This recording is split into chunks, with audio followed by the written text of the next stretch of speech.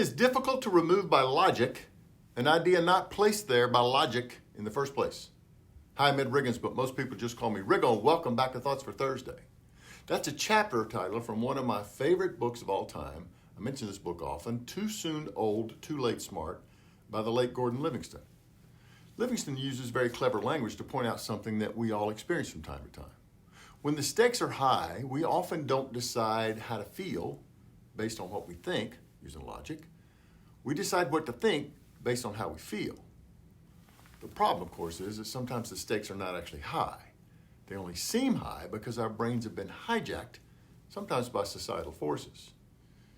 Back in 2001, David McCullough published a book about John Adams, one of America's founding fathers. One of the things I learned in that book is that we had what we would now describe as a partisan press way back at the founding of the Republic. Even then, there were one-sided publications that were widely circulated.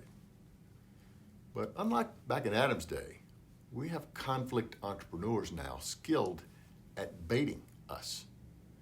We now have entire news organizations that are set up specifically to monetize our very human tendency to want to have our biases confirmed. Also, unlike back in Adam's day, now we have entire social media organizations using algorithms that are designed to addict us. Generating conflict is sometimes the entry point that both partisan news organizations and social media organizations use to capture our attention.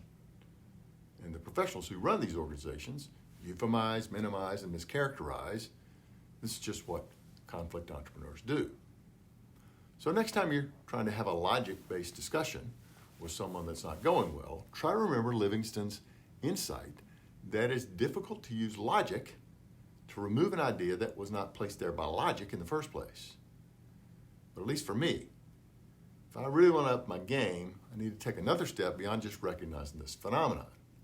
I have to ask myself, am I deciding how to feel based on what I think?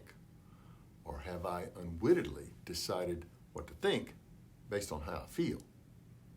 Maybe I've been hijacked too. Thanks for joining me. Doors